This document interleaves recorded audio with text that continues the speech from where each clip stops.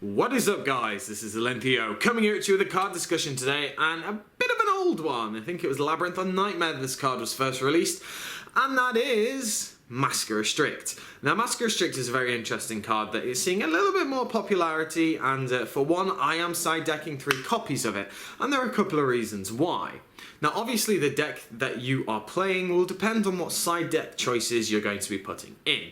And for example, if we just take my Yang Zings are pretty decent in the fact that they can churn out unstoppable boss monsters to a certain extent. The one thing that really frustrates me is when I build for example, Yazi that is unaffected by battle and unaffected by traps, and then my opponent goes and tributes it for a Kaiju, Lava Golem, Volcanic Queen, any of those. So that is one interesting thing, because Greydol Kaiju is very much a budget deck. You can probably get the whole deck for maybe £20 just because the Greydol Dragon, the super rare Synchro, is a little bit more expensive, but you don't actually have to run it. You don't need to run Greydol Slime in the deck for it to function. But not only Greydol Kaiju, one of the more meta decks right now that is in this game is Magispectors. Magispectors are a very annoying little deck that is very consistent with the searching capabilities that it has, but one of the interesting things that Massacre Restrict does do against that deck is that most of, if not all of their support cards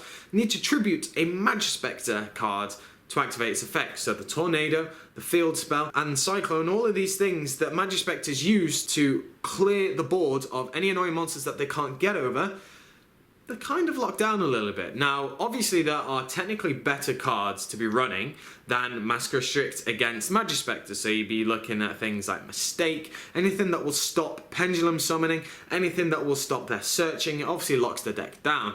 But Massacre Restrict is still a very interesting card. If you go to a big event, you will probably run into maybe one Greydol Kaiju deck or something that is, you know, form of tributing. One annoying deck as well is Chainburn, and there is nothing worse than having your monsters get tributed by a Santa Claus, Volcanic Queen, or even worse, a Lava Golem. If you do go against Chainburn, they can't use their card D either if you have Massacre Restrict out, because card D specifically states that you need to tribute the card to activate its effect.